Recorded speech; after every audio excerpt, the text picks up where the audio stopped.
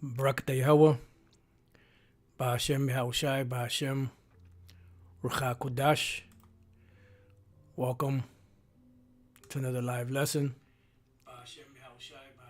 The name of this one is The Image of Thērion. Now, the term Thērion simply means Salakia. The term Thērion simply means beast in the Greek.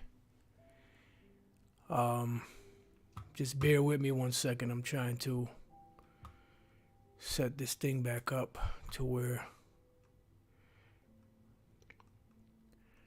I can get it back to the regular mode that it was, because it's not allowing me to now.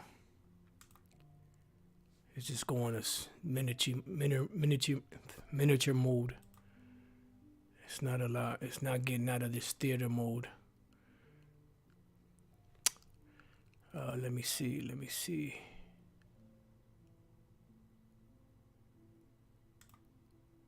There we go. It was default. Okay. Just bear with me 1 second, Salakia. All right, so, and pretty much,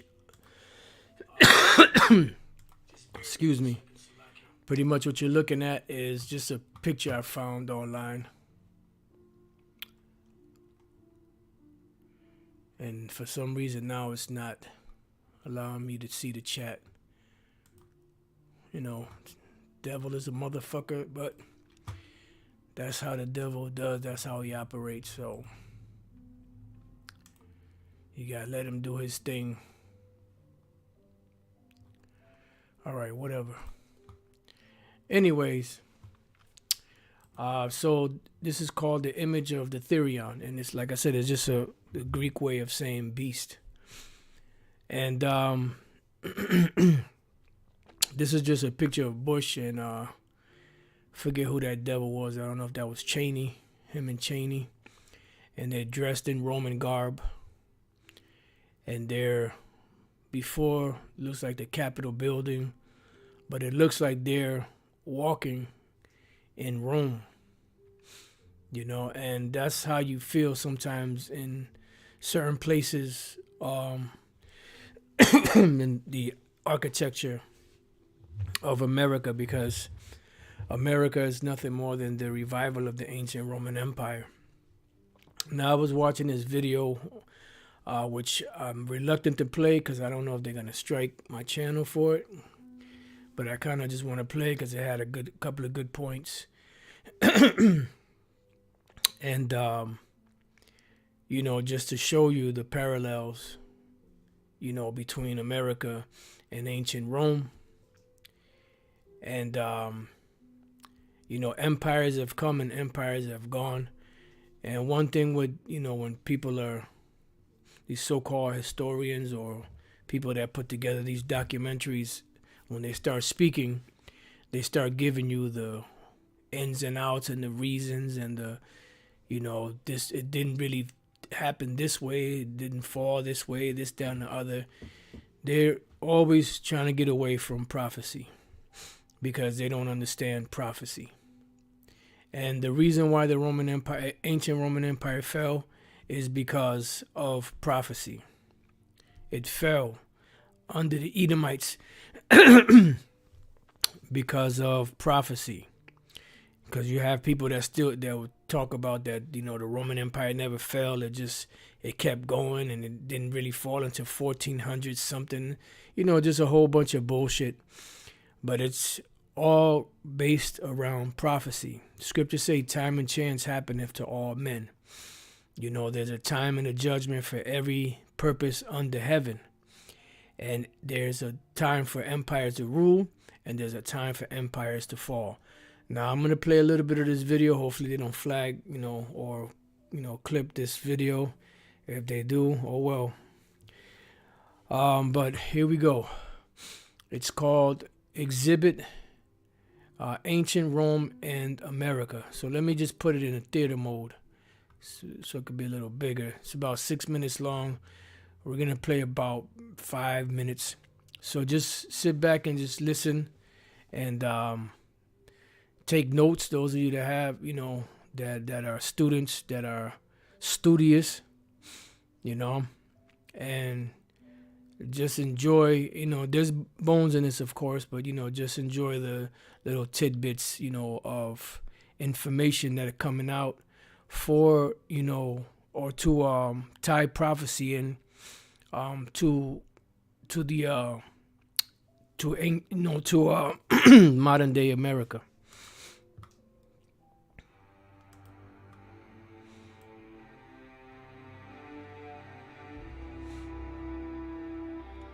Why do we pick Rome? Rome is almost like a person. It has its own life story for us to look at. Simultaneously, we aspire to be the best of what we know about Rome, and also we worry about being the worst of what we know about Rome. And the tension between aspiring to be the best and worrying about being the worst is kind of, to me, the key of why Rome is still current and why Rome is still important.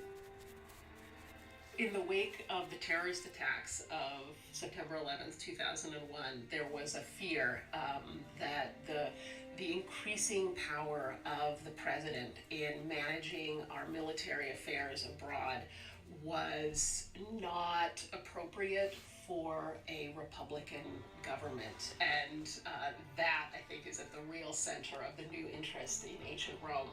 The Roman Empire declined and fell in 476 CE.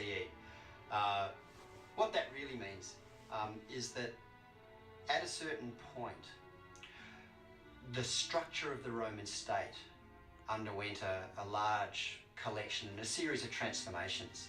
The project of the expansion of the Roman state was about getting people involved in the idea that we're all part of this one big community of Roman citizens. Of course, we're talking at the upper level. We're talking at the level of sort of the ruling classes. What happens when the Roman Empire falls, if you like, is that those same ruling classes say, we like the Roman state. We like the idea of the Roman state. We like the idea of being Roman. But it doesn't need to be focused on Rome anymore. We can be Roman at home. Did it fall? Well, it changed. Well, it fell because of prophecy. See, and this is the thing. It fell because of prophecy. And it was absolved. And, he's correct in the sense of it changed, but it fell because it was absolved into Jake. Jake got their hands on it, And Jake got their hands on it very early on, right after Domitian. Domitian was the last Edomite emperor, to rule the Roman Empire. After that, it was all Jake. But the thing is that Jake continued on the same customs and practices, of the ancient Romans before them, the Edomite Romans.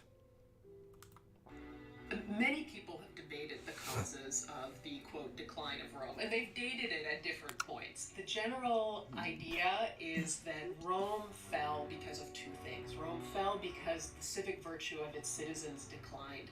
Over time, the Romans became gorged on their conquests of the ancient Mediterranean. The elite classes became excessively luxurious. They began to think first of themselves and not of ancient Rome.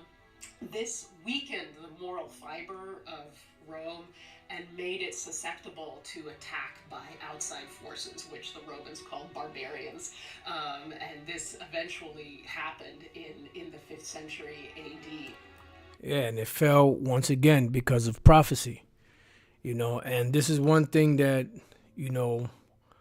most of these historians, if not all historians, unless there's some that are that have studied the scriptures, get away from. They never mention that Rome fell because of prophecy, but now you have some scholars that know about, Daniel, the 7th chapter, and know about, the different beasts in Daniel, the 7th chapter, which were representations of empires that ruled, back in the ancient world.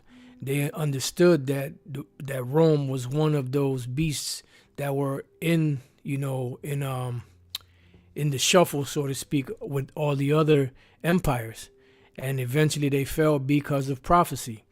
But the thing is that this particular empire, when it fell, it didn't fall completely, because it had to come back later on. So pretty much, they fell as far as their rule, or the rule of the Edomites are concerned. But then eventually, in process of time, which was a period of 1,000 years, they would come back, and then they would pretty much reinstate that former head, or that former way of the Roman Republic, Roman democracy, so on and so forth. And a lot of Americans have wondered whether we are an empire just like Rome. And so they may And America is a greater empire than Rome, but it is Rome, but it's the reincarnation of the Roman Empire. comparisons between what is probably one of the most famous aspects of Rome, which is the incredibly well-trained Roman army. And I think that there is some cause for comparison. The American military is very powerful, but the addition of air power on top of that and the presence of nuclear arms makes the comparison begin to fall apart a little bit. It doesn't fall apart, because it's the same military power, the iron, but but you have to remember that we're in a modern society,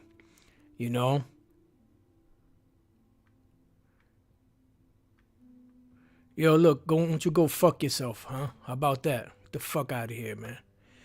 The difference is that we're living in a time where the technology of we ain't gonna be playing with you clowns anymore, man. We're living in a time where the Lord has caused the technology and the weaponry of and arsenals of these militaries to constantly increase. Daniel 12:4, but thou, O Daniel, shut up the words and seal the book, even to the time of the end. Many shall run to and fro, and knowledge shall be increased. So we're at the point now where knowledge is being increased, and this is why. No, don't worry about it, brother. I got his ass. I got his ass. He slithered in there real quick, so I got his ass. So we're at the point now where knowledge is being increased. And the knowledge that's being increased is on all levels. And you see it in the technology, you see it in their arsenals, and it's been getting it's been getting greater and greater as each decade goes by. And this is why they have the superior firepower that they have today. Back in the days, you had missiles, but you didn't have missiles in the form that they are today. You had arrows, which were considered like missiles. You had the bulwarks, then you had the catapults. Those are all ancient missiles, but they weren't being called missiles back then. Today they're in different vehicles. You have different substances in them that are carried, to deliver the most damage. Just like in the book of Isaiah 54. And see, this is where Esau falters at, because she said that and begin to fall apart a little bit. We really do. It makes the comparison begin to fall apart, and the presence of nuclear arms which is the Air Force, the planes and the nuclear missiles. She said that's what begins to make the comparison fall apart. But no, it doesn't. Knowledge has increased. So Isaiah 54:16, It says, "Behold, I have created the smith that bloweth the coals in the fire." Now, the ancient smiths were the ones that would make the weaponry. Today, the modern day smiths would be known as as a scientist. Now, somebody might say, "Well, how can you say that the scientists are the modern day smiths? They're not in front of a fire with a hammer, and an anvil, forging weapons." So, but what do? They do make weapons, but they just make them in a different form. So they are the modern day smiths. So it says, "Behold, I have created the smith that bloweth the coals in the fire, and that bringeth forth an instrument of his work." And what is the instrument of the work that they bring forth? Because the ancient smiths would bring forth weapons. The modern smiths, scientists, they bring forth weapons. And the weapons that they're bringing forth are in the form of laser guns, missiles, different types of missiles. You have the atomic missiles, hydrogen missiles, nuclear missiles, so on and so forth. It says, "And I have created the waster to destroy." So what is the waster to destroy? That is, those are those missiles, because knowledge would increase. And this is what this woman, doesn't understand. Makes the comparison begin to fall apart. And it doesn't fall apart if you understand prophecy. A little bit. We really do have much more military power than Rome ever could have dreamed of in the wildest dreams of its emperors. It's pretty easy to draw parallels, isn't it? It's pretty easy to be able to say Rome was a militarily dominant state with a cultural hegemony that was in many, many ways driven by its economic strength, its economic might. Given these assumptions, given the fact that we are convinced that Rome fell. Right, and then just like Rome was the center of everything, America is the center of everything. This is why everything is traded on the stock exchange. This is why you had the World Trade Center buildings on the soils of America. Why is that? Because America is the center of everything, the center of all trade, the center of everything that goes on in the world. America are the movers and the shakers of everything in the world. And this is why the Lord compares America to, or calls America, which is Babylon the Great.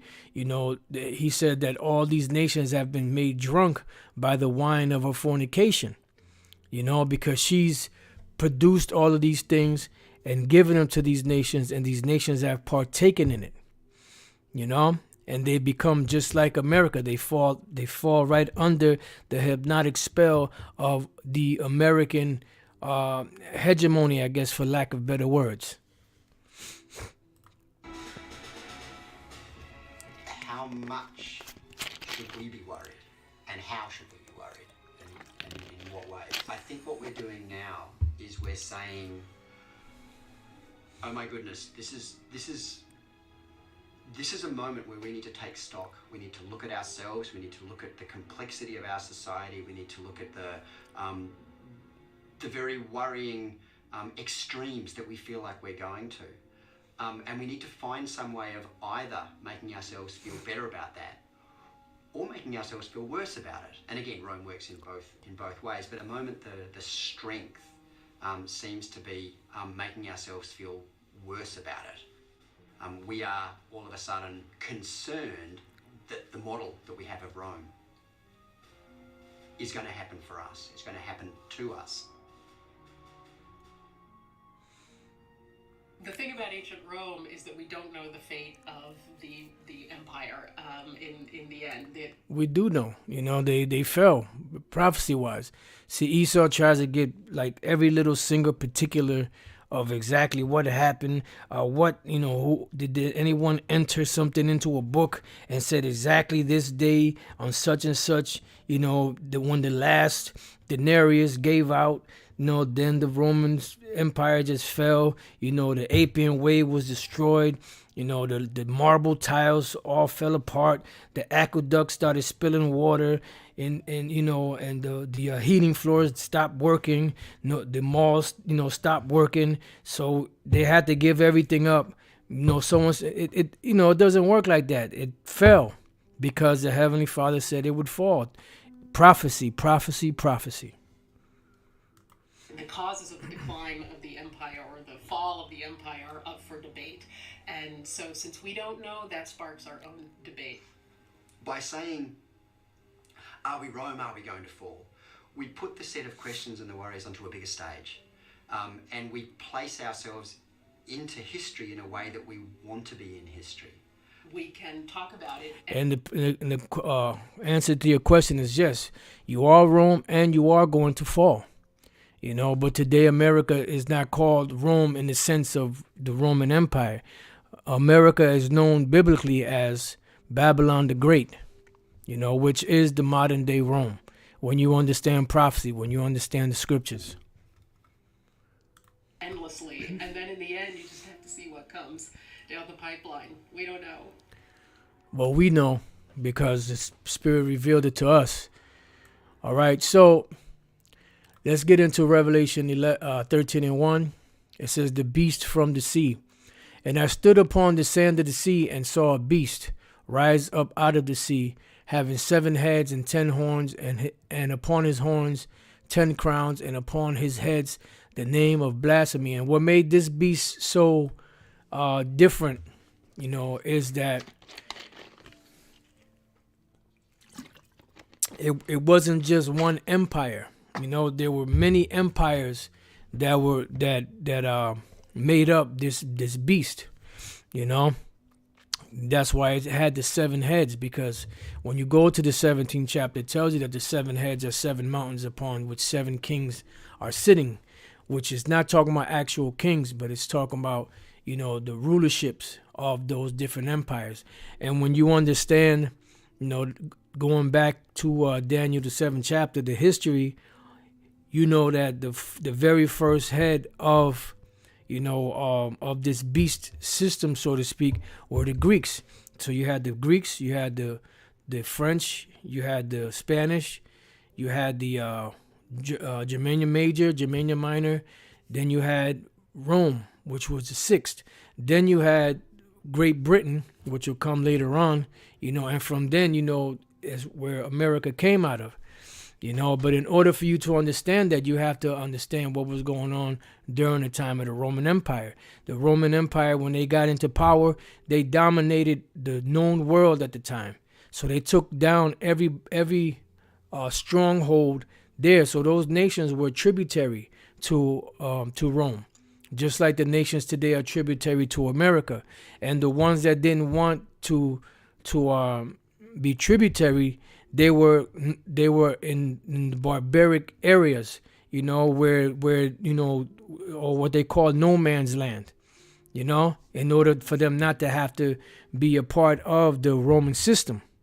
Because if you were within, the trading ports of the Roman Empire, you were going to be a part of the Roman Empire, because they were capturing people, different nations, and making them slaves, making them work for the military of the Roman Empire. So it says, and I stood upon the sand of the sea and saw a beast rise up out of the sea, having 7 heads, which we just explained what the 7 heads are, and 10 horns. And the 10 horns, which would come later, are the European Union nations. Back then they were known as the EEC. Today they're known as the European Union. And there was 10 of them. When they first started off back in 1958, January of 1958, there were 6 member nations, and eventually they kept expanding. But the very next year, in 1959, they set up headquarters in Brussels, Belgium, and the actual headquarters was set up as a stylized cross, or the so-called peace symbol. And when the poles were set up for the flags in front of the building, there were actually 10 flag poles set up at first. Because there were going to be 10. Eventually there were going to be 10. And then what happened was eventually it is 10, but they expanded it to like 12. But when you look at some of those, they're pretty much the same head, just split into two. Like Spain and Portugal, Ireland and UK. It says, and upon his horns 10 crowns, because eventually they would rule. They would have their separate, rule, in these European countries. And upon his heads a name of blasphemy. Yeah, because ever since Esau came back into power, during what's known as this, so-called Renaissance, that's when they started to, take on the identity of, Christianity, so-called Christianity. That's when they started to deceive the world, to make the world believe that the Heavenly Father was a so-called white man, that the Heavenly Father's Son was a so-called white man, the angels are white, and, pretty much everything that you see today. And you have to remember, this is like 700 plus years or so that they've been, living this lie. So it's going to be impossible for them to just give up overnight, what they've spent so many hundreds of years, concocting. This is why when you tell them that the Heavenly Father's a so-called black man, they look at you like you have 10 heads, because of the fact that this is something that's been ingrained in them from birth, going back hundreds of years, So it's a shocker to them. Just like when you first start talking to Jake and telling them that they're Israelites, it's a shocker to them because for so long, our forefathers have not been told that we are the Israelites, So it's like a big shock to the system. All right. It says, and the beast which I saw was like unto a leopard. So now what it's doing is going to the beginning of the beast to let you know, which what was the beginning of it and what's going to be the ending of it, and and the authority behind it. It says, and the beast which I saw was like unto a leopard. The leopard represents the Greek Empire, going back to Alexander the Greek, and that was the very first empire, of these 7 heads, going back to the Greeks. And his feet were as the feet of a bear. Now the bear is not a part of the 7, which represents the Russians, but the bear is what's going to bring the end of the empire. That's why it went from the beginning of it to the ending of it. And the one that's going to bring an end, or one of the ones that's going to bring an end to this beast system is the bear, which was never a part of the 7. Then it says, and his mouth as a mouth of a lion, which represents the authority that's given, which is, the British Empire. And it's not a coincidence that the Rothschilds, are using England, under the what's the name of that London state, city state, to push, their, pretty much their will behind the scenes, and they use America as the patsy, so to speak, which is all prophecy, which is all spiritual, because that's what the Heavenly Father has done, and they know eventually that this place is going to be destroyed. It says, and the dragon gave him his power and his seat and great authority. Yeah, because at this time, when we're reading about the prophecy during the time of John, the Roman Empire was the one that were in power. They are that dragon. They're the ones that are in power, or were in power at this time. So that's why I said, and the dragon gave him his power and his seat and great authority. All right. And they had great authority. They had great rule. All you have to do is just look at ancient maps of matter of fact, let's just pull it up. Let's not talk about it. Let's pull it up. Let me see.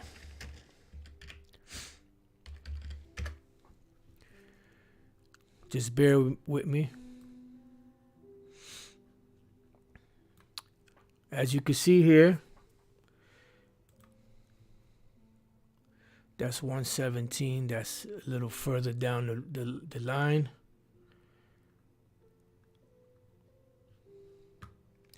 Which, you know, that's good. That's a good date. Damn. These things are all small. Fuck it. Let's deal with this one. As you could, well, see, I want to get one that covers the. Here we go. This one might. No, that's too small.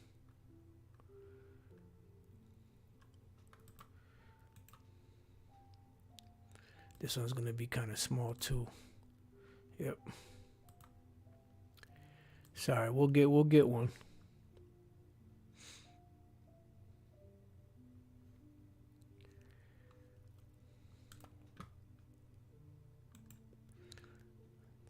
This is gonna be one of them little tiny ones, right? Well, you can see it. There's no writing on it, but as you can see, all this that's in red, this is all part of the Roman Empire. And the reason why they made sure they took over the whole Mediterranean Sea, because this is where you make your money, on seaports, you know. And if you had control of all of this, then you had control of everything else, you know, because ain't nothing coming through here unless you had, you know, unless you went through one of those Roman ports, you know, or through the Roman authorities, you know. And they had soldiers everywhere. You see, so this was the extent of their power. All right. So it says, and the dragon gave him his power and and his seat and great authority, and they had great authority. There's a reason why there's something called Romanization, just like you had Hellenization, just like today you have Americanization.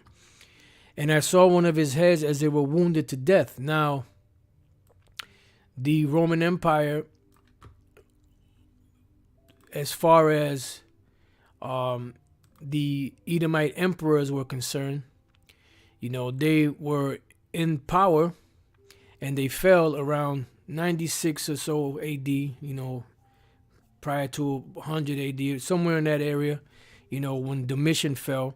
But Jake continued on the same, you know, the same Roman ways, you know, until Constantine in roughly around 325 AD made the official religion of Rome Christianity, you know. And that's pretty much when that 1,000-year period, you know, started, because it was no longer known as the pagan Roman Empire. It was known as the Holy Roman Empire, even though Constantine was a pagan, you know, but it became known as the Holy Roman Empire. So from that point on, that's when that whole Roman idea pretty much sank and fell. Now, for a period of 1,000 years, you know, Esau was not able to do anything, you know, because they were subjugated. You know, they had that dark cloud over them, just like, you know, we have curses on us today and we can't get away from them. That's how Esau was. They were under that dark cloud for a period of 1,000 years. Right? And I saw one of his heads as they were wounded to death. Why? Because it fell, you know, and no longer was able to rule like it did in the past. It says, and his deadly wound was healed. Now, this deadly wound didn't get healed until what was known as the Renaissance period. If you want to read about that, you can go to Revelation, the 20th chapter. It says, and all the world wondered after the beast. So once the deadly wound was healed, why did the world wonder after the beast?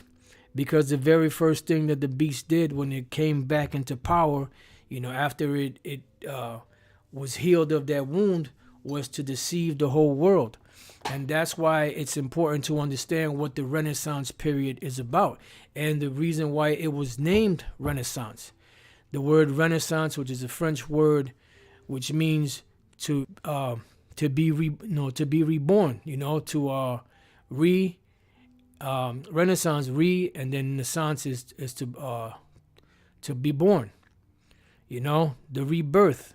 The rebirth of what? The rebirth of the Edomite Roman powers that fell, being reestablished back on the earth. And the very first thing they did was what? To deceive the world. How? By paintings, by statues, frescoes, mosaics, different things that they were doing. Matter of fact, something known as Renaissance art.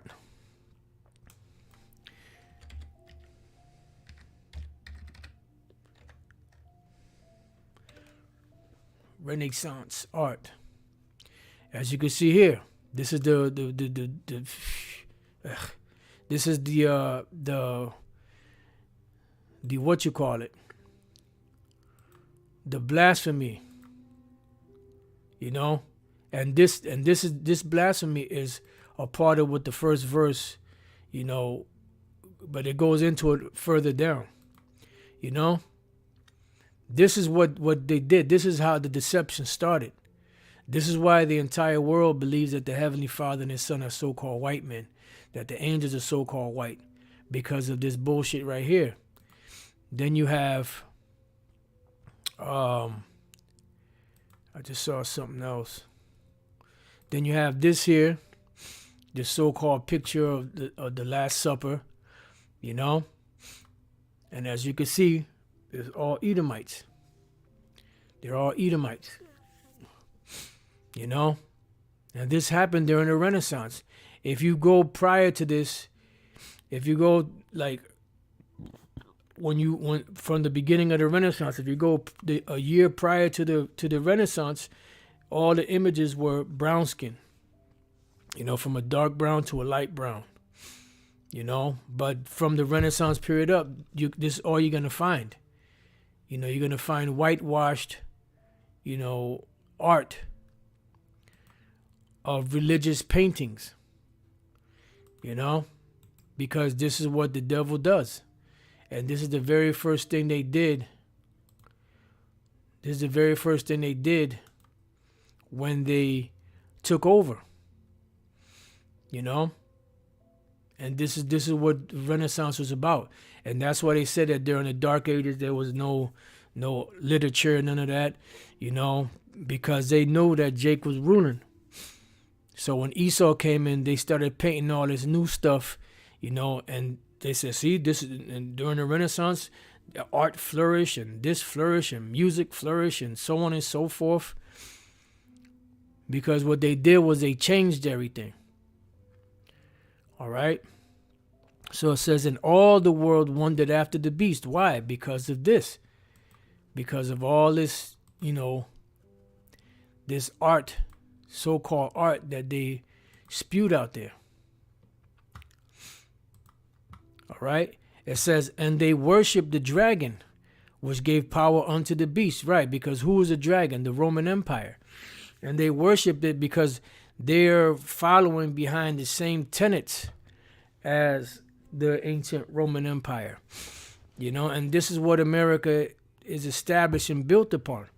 I was reading a little something earlier, about this guy, Thomas Jefferson, and how he went over to France, I believe it was, to learn about certain architecture or something like that, and all the stuff that you see that they built here in America, it all mirrored, Europe,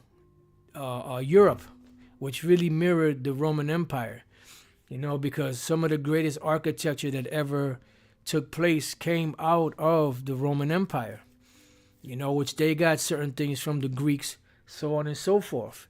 So everything that you see, as far as, and there's no coincidence that the buildings that you see are centered or set up, after the Roman Empire, but not just after the Roman Empire, or not just buildings in general, but mostly buildings that have something to do with the government, because they don't just store up a Roman looking building up just to throw it up.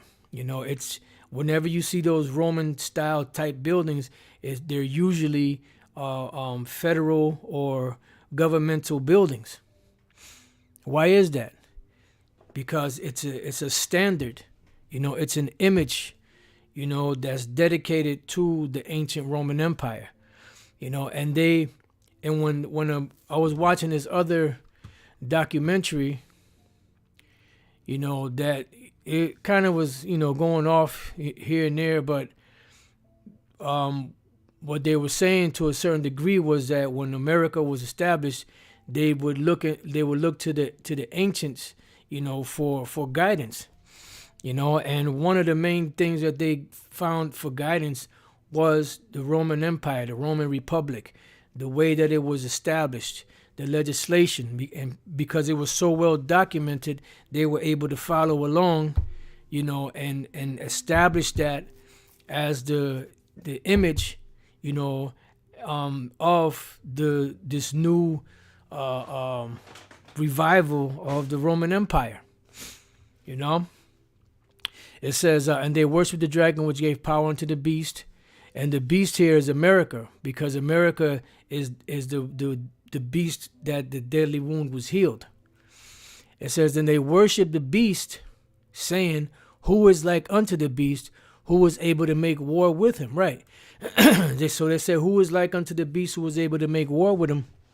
This is why this woman here said around the 3-minute mark. And I think that there is some cause for comparison. The American military things about ancient Rome, which is the incredibly well-trained Roman army. And I think that there is some cause for comparison. The American military is very powerful, but the addition of air power on top of that and the presence of nuclear arms makes the comparison begin to fall apart. And it doesn't fall apart. All it does is it gives credence to the prophecy.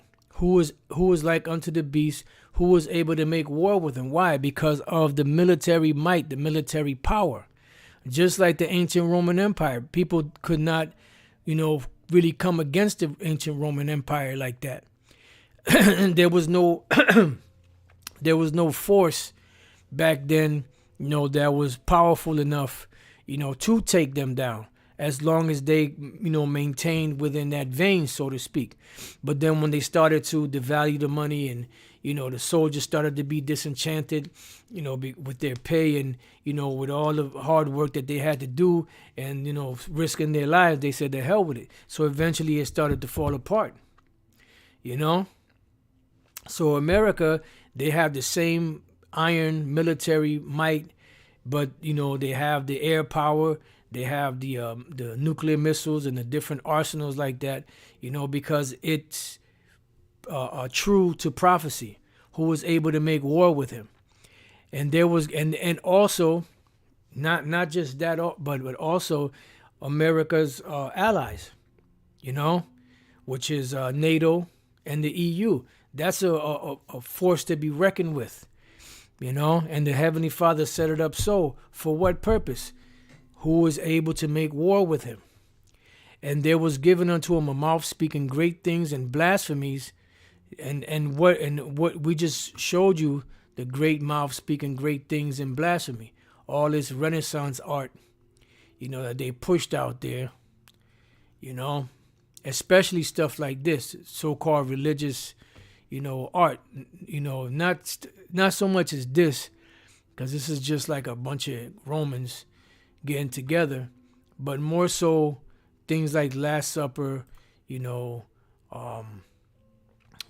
so-called hand of God in Adam, the resurrection of Yahushua and things of that nature. It says, and power was given unto him to continue 42 months. And when they were set up here and established in America, and they brought Jake over here to serve captivity, that began that 350-year period from the time when they brought the bulk of the slaves here, which was back in 16:19.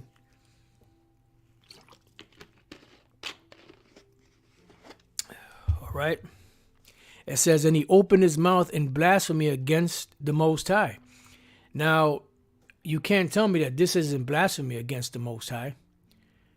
This isn't flattery. The Most High is not flattered by him doing this.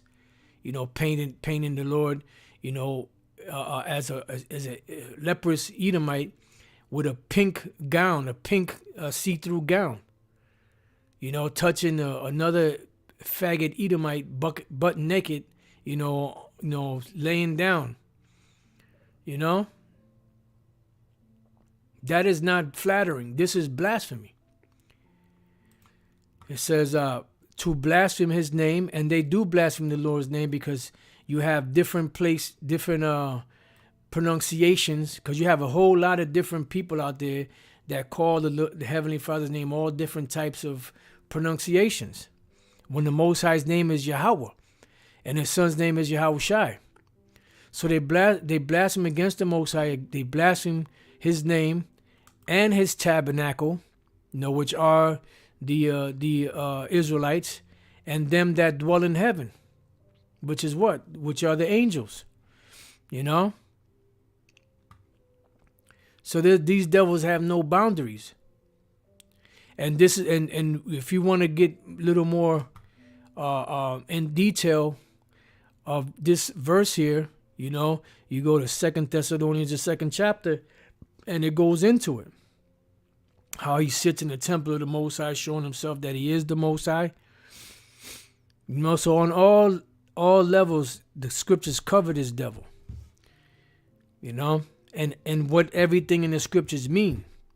It's just a matter of the Lord putting it together, and being and a person that's learning or watching or listening, being able to see it and perceive it.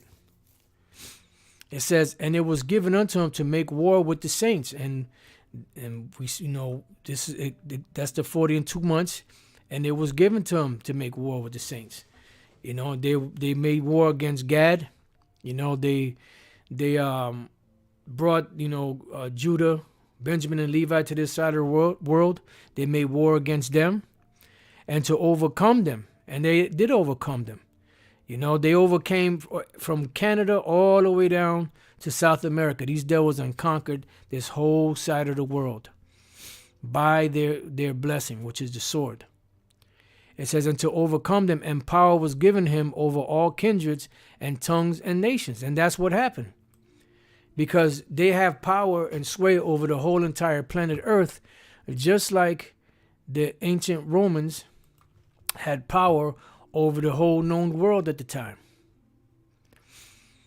And anything outside of that, really wasn't considered, that big of a deal. These were the coveted lands, that people wanted. This is what made empires. This is why when you look at the four major empires, the Assyrio-Babylonian Empire, the Medo-Persian Empire, the Greek and the Roman Empire, they were all pretty much strategically placed around here. Some a little bit had a land a little more east, but pretty much these were the coveted lands, because this is where the money was at. It says, and all that dwell upon the earth shall worship him, whose names are not written in the book of life of the Lamb slain from the foundation of the world. Right. And the whole world worshiped the beast and those whose names were not written in the book. So everyone is following under, or behind America, Babylon the Great, which is the revival of the ancient Roman Empire, like zombies. The ones that are not locked in or linked in the spirit, and that's the deal. And then it goes on to say, because remember, they made war against the saints. If any man have an ear, let him hear. He that leadeth into captivity shall go into captivity. Yeah. Why? Because you made war against the saints. You led the saints into captivity. Therefore, you have to go into captivity. You know? You have to go into captivity. All right? So it says, he that killeth with the sword must be killed with the sword. And they killed the saints with the swords. And they're going to have to be killed by the sword. Here is the patience and the faith of the saints, which lets you know that that it's addressing what took place here. And ever since Esau took over the so-called Americas, this is what they've brought upon the saints. And guess what? They're going to have to pay. You know, and the so-called indigenous, you know, so-called indigenous Indians that were here, which are Israelites, they're part of the saints, and this proves it. So it goes on to say, and I beheld another beast coming up out of the earth. So now what the Lord is showing the Apostle John is when the wound of the beast was healed. You know, what took place. So it says, and I beheld another beast coming up out of the earth, which is not another beast. It's the same beast, but it's coming, it's refreshed because it was wounded, but then it got healed. So now it's refreshed. And he had two horns like a lamb because that represents the two factions. And this represents America. It has two factions, which is the revival of the Roman Empire. America is Rome, you know, or the headquarters as Rome was, you know, and the allies, NATO and the EU, make up the rest of the Roman Empire. It says, and he spake as a dragon. This is where you get your draconian legislation, which is what they're pushing through Congress and all of that, passing these different laws because they have an agenda. And see, everything works in the synergy for this agenda. You know, the image and the mark and the number and the name and all this. This all works as a synergy, you know, for this new world order. You know, it's all a part of that new world order system. You know, and in order for it to work, it has to all be in place. And this is why they're pushing from all different angles. You know, it says, and oh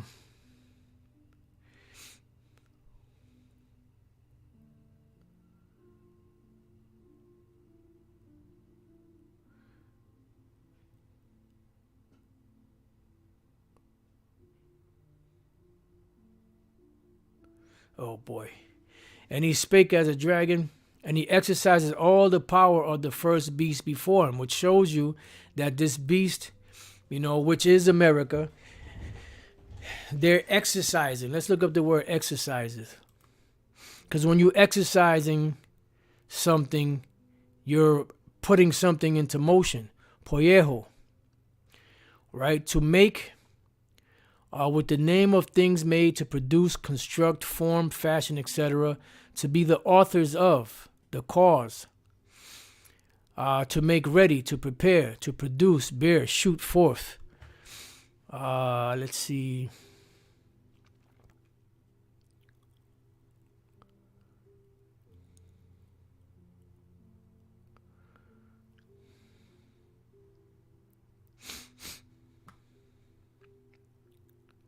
To carry out, to execute. So they carrying out or executing, you know, the ways of the former beast. To do a thing unto one, to do to one, with designation to time. I'm sorry, with designation of time to pass, spend, to celebrate, to make ready, and so at the same time to institute the celebration of the Passover, to perform, to promise. You know, so there's a performance, an exercise. When you exercise, what are you doing? You're performing. You know, you're doing whatever it is that you're doing for whatever body of muscles you're working on. You know, so with America setting up this country, so-called country, in the fashion that they did, They set up the governmental buildings as the Roman, buildings are set up. The different memorials as the ancient Roman buildings. They implemented a Senate house, just like the ancient Roman military. Let's see.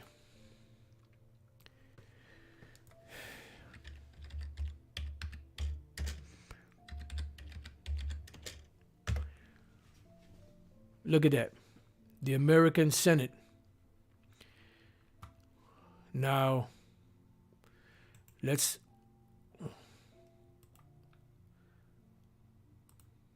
beautiful. I'm gonna get rid of some of these. I'll leave that one just in case. Now let's go to Roman Senate.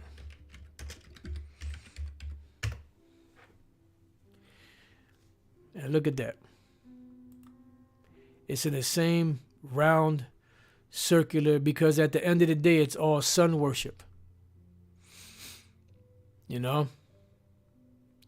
It's all set up the same way as the ancient Roman Senate. And it's established upon the same principles as the ancient Roman Senate.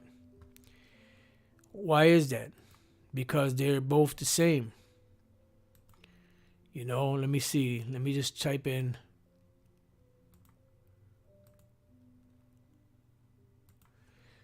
American senators. Boom, there we go.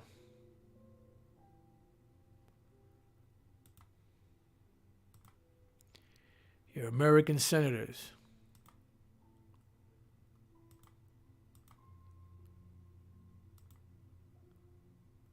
Okay, I messed up. I didn't.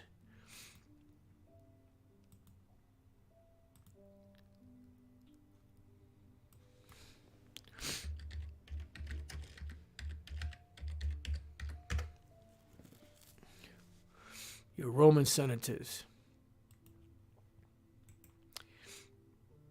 See, the only difference back then, they didn't have women in the Senate house. I mean, I don't know if they let them in later, but they didn't have women in the Senate house. Here, as you can see, you have women mixed in with men, because this society is just all fucked up. So let's go from there. Let's go to the book of First Maccabees, the 8th chapter. And we're going to read the first verse. Now Judas had heard of the Romans, that they were mighty and valiant men, and such as would lovingly accept all that joined themselves unto them, and make a league of amity with all that came unto them. Now when we jump down to the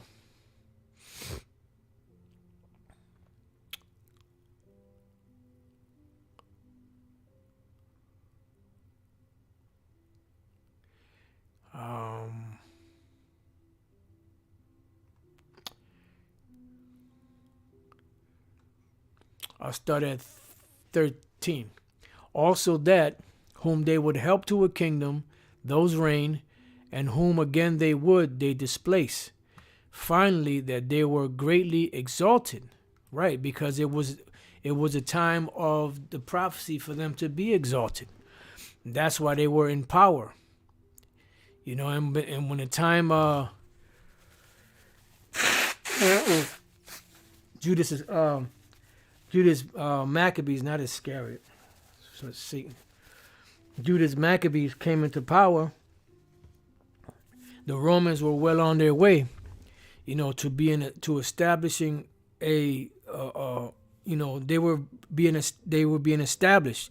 They were a force to be reckoned with, and eventually, like Elder Pastor said, he believes that those were Etruscans, which I could ride with that, because Japhet, the dark-skinned Japhites, they were more you could deal with them more than these damn Edomites. Then eventually the Edomites under Julius Caesar, took hold, of that region. You know, there's a whole lot of vast history that goes along with it. Yet for all this, none of them wore a crown or was clothed in purple to be magnified thereby. Why is that? It wasn't for no other reason than for prophecy. Because the scriptures say that the fourth beast would be diverse. And that's how they were diverse. Because, they didn't rule their kingdom like the other nations ruled their kingdom as monarchs. Kingdoms are always ruled by monarchs. Since the beginning of time, there's always been a monarch to sit on a throne, and their sons, after them, taking over, unless some coup attempt was, and somebody else sat on the throne. But for the most part, kings were the ones that sat on the throne. But when the Roman Empire was established, it was established upon different principles because the Heavenly Father set it up as such. And it's no coincidence that today in America, the way that the American Empire is ruled is the same way as the ancient Roman Empire is ruled. There's no monarch sitting, on a throne.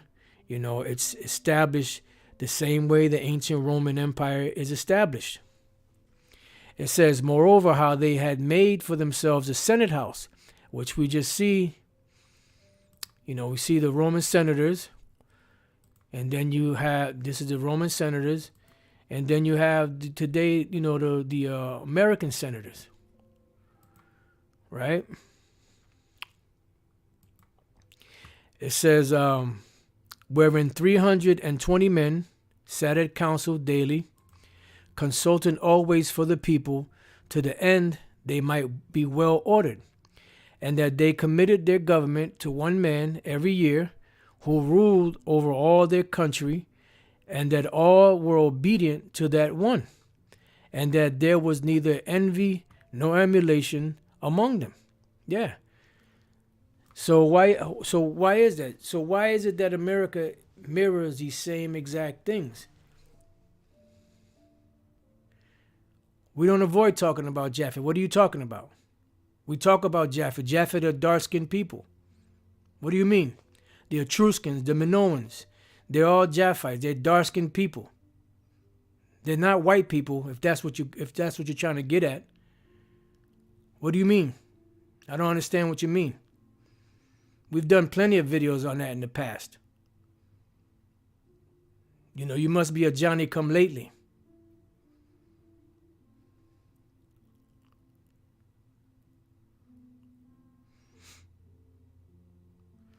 Always got some, Anyways. Hey, the scriptures say that, the righteous as well as the wicked got to get this anyway. So. Because sometimes, you get upset because, scriptures say cast not your pearls before swine, and you don't want to do lessons for these demons, but, they got to get it too, But anyways, Revelation 13 and 12. And he exercises all the power of the first beast before him, which is the ancient Roman Empire. And these are the same guys that are coming here. They'll learn the breakdowns, but then they'll put their own spin to it, and then all of a sudden now they act like they're deep. And then people be following them like, oh wow, man, you so deep, man. You wow, And it's heart-wrenching sometimes. But hey, this is how it's got to go down. And causeth the earth and them which dwell therein to worship the first beast. And that's exactly what happened. This is why America is paralleling everything that the ancient Roman Empire is paralleling. This is why you see America the way that it is. And this is why there's so many people over the years, whether they're historians or filmmakers or documentary makers, that reference the different parallels between America and Rome, because it's the same empire coming back, just in a different time period, whose deadly wound was healed, right? And we read about how the deadly wound was healed. he doeth great wonders, so that he maketh fire come down from heaven on the earth in the sight of men. And we've seen that through their missiles, going back to Hiroshima, Nagasaki, Tokyo, and other different cities, major cities in Japan that they dropped bombs on, and just over the century, or over the period of them having airplanes and missiles, dropping it on different nations, from the air. That's all a part of that deception. It says, and deceiveth them that dwell on the earth by the means of those miracles which he had power to do in the sight of the beast. Yeah, because this is how they did it, through the beast. Through America, through, NATO, the EU, because NATO is another part of the American military force. It says, saying to them that dwell on the earth, that they should make an image to the beast. And this is the image to the beast. Everything that we just showed you. Look, type in Roman architecture in America. Boom.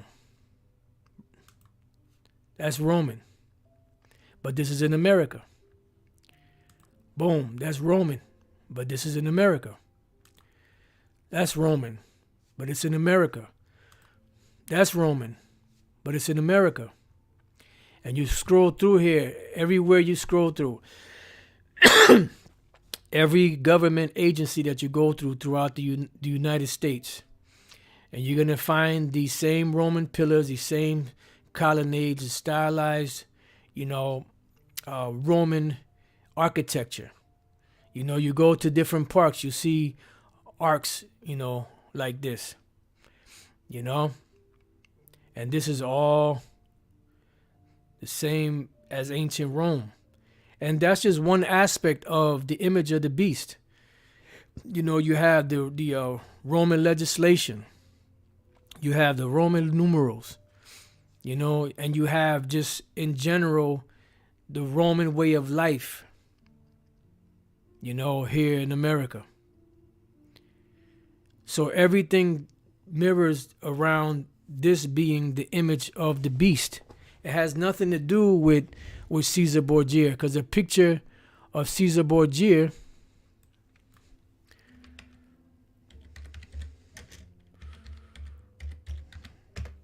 because the image of Caesar Borgia, all nations are not bowing down to this. You have a whole plethora of religions that don't hold to this image. You have the Buddhist and the Hindu religions. You have different other religions. You have Islam. Islam does not bow to this image. You have many different religions out there that do not acknowledge this image. They do not acknowledge, Caesar Borgia. They do not bow to the image of a white so-called Jesus. So this is not the image. This can't be the image, because it's telling you here that let's read that again. And deceiveth them that dwell on the earth by means of those miracles which he had power to do in the sight of the beast, saying to them that dwell on the earth that they should make an image to the beast, which had the wound by a sword and did live. And that's the image of the beast, because when you go back earlier in the chapter, the beast is talking about the ancient Roman Empire. And those individuals out there that are Israelites that are saying that Caesar Borgia is that the image that they made should know that when you go back to the ancient Roman Empire, this image wasn't there. This image wasn't in the ancient Roman Empire.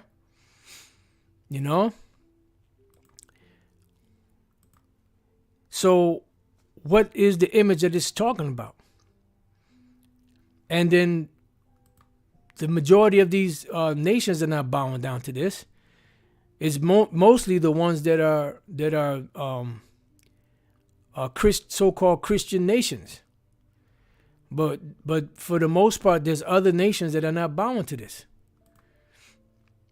So the Roman Empire is that head that had, the wound with a sword and did live. And he had power to give life unto the image of the beast. So now how is the power given to the image of the beast? Well, by them sparking it, and putting it into motion and cementing it in their new world agenda, pushing it in that fashion, tying it all together with the image, with the charagma, with the number, all together as one. Because it's all going to be cemented together as one, and the financial part of it is going to be through the charagma. The charagma being, the chip. So on all levels, it doesn't add up that the image of the beast is talking about, a picture of Caesar Borgia. This is just a broad stroke that somebody paints because they don't have, they never looked into anything further, and for most of these leaders out there, they just like to paint a broad stroke, because they've never really done any research. A lot of stuff that they're teaching is pretty much just regurgitation. They've never really gone into, studying the stuff. They're just regurgitating what they learned at the old school. It says that the image of the beast should both speak. So how is the image of the beast speaking? By the actions that are being put into place to cement this so-called New World Order, this agenda.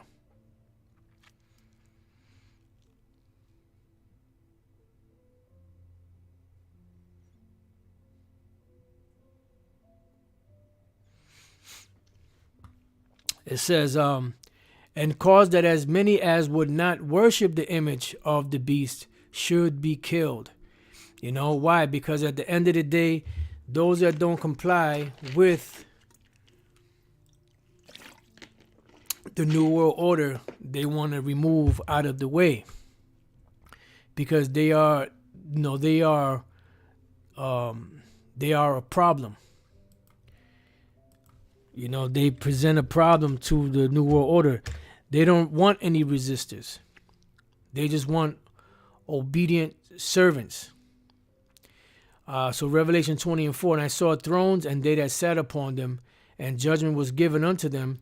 And I saw the souls of them that were beheaded for the witness of Yahushai, and for the word of the Most High, and which had not worshipped the beast, neither his image, neither had received his mark upon his foreheads or in his hands, and they lived and reigned with Yahushua 1,000 years. So there's going to be certain men of the elect, and possibly women, that will get beheaded for not accepting, this charagma, and not accepting the new way, of Esau, which is this NWO, this agenda that they're pushing.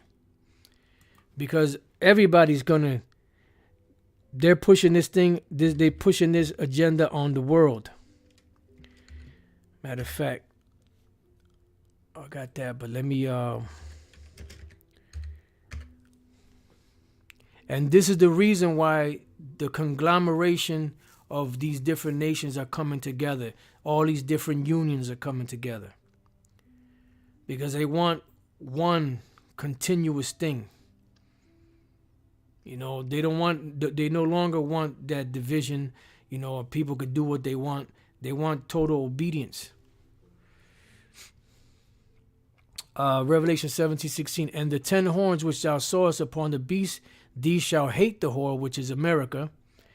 The 10 horns is EU, and shall make her desolate and naked, and shall eat her flesh and burn her with fire, because they're going to turn against these devils. For the Most High hath put in their hearts to fulfill his will, and to agree and give their kingdom unto the beast, unto the words of the Most High shall be fulfilled. Why? Because it's a one world government. There was another point. Here it goes, 13th verse. These have one mind, and shall give their power and strength unto the beast, right?